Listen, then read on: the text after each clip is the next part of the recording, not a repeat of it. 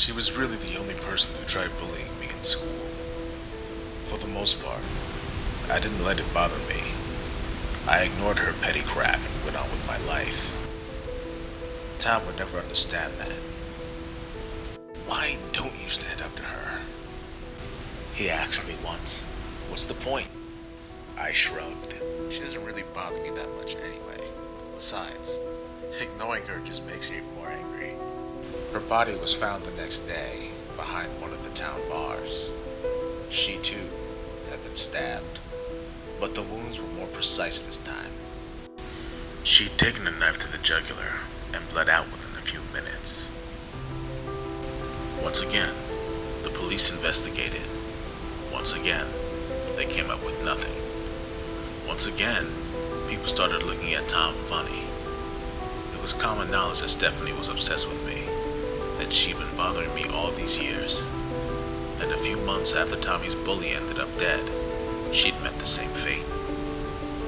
Theories started forming. People thought of Tommy as my knight in shining, blood-soaked armor.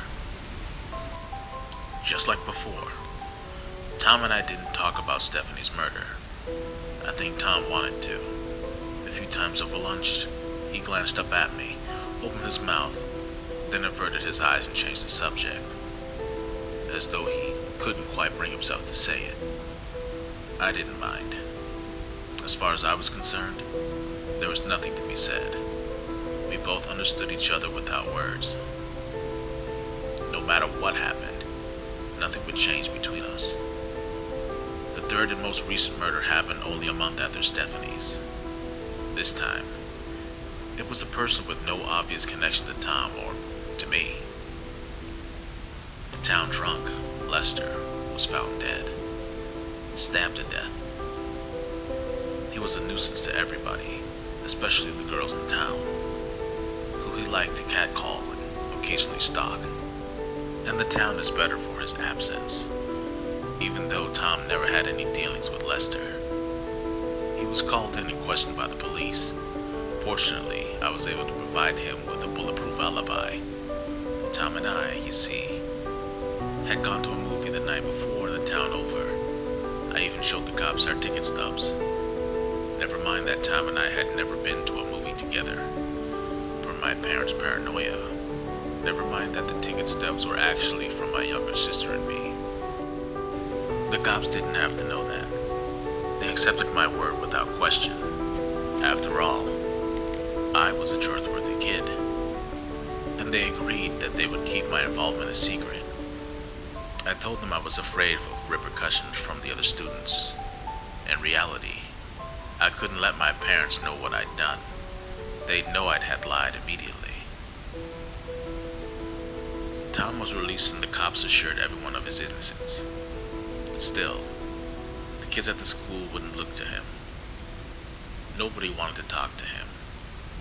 I don't think that bothered him much. After all, nobody had really talked to him before, except for me. This time around, Tom was bursting to talk to me about it. All of it. I wasn't quite sure why. Like I said, words were often unnecessary between us. Both of us knew where we stood, knew what was happening, and why. But I care about Tom, and hell, if he really wanted to do this, we'd do it. A few nights after Lester's murder, I snuck out of the house. I made my way across town, not stopping until I was outside of Tom's bedroom window. I knocked quietly and he appeared almost instantly, as though he'd been expecting me. A few minutes later, we were sitting in his backyard, talking in low voices. This doesn't change anything between us, I said. He shifted nervously beside me, and I tried to sound as sincere as I felt. You're still my best friend. Everything is just like it was. I could sense him shake his head. You know that's not true. Things can't go on like this for much longer. I bristled.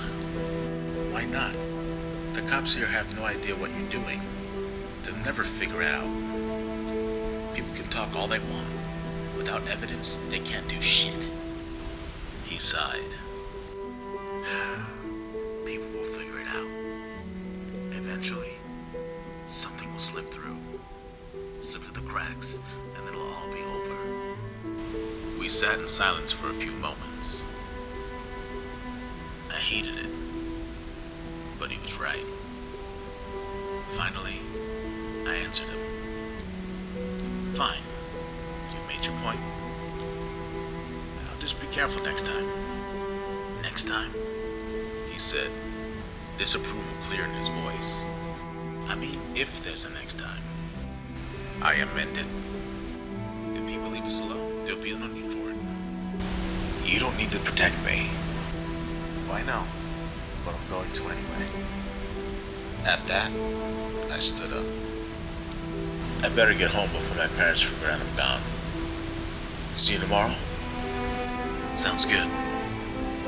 Tom climbed back in his bedroom window, then turned back to me and whispered, "Don't forget what you said." I rolled my eyes. I won't, I promise. You worry too much. He closed his window and I started the long walk back home, my right hand in my pocket, tracing the sharp edge of my favorite knife.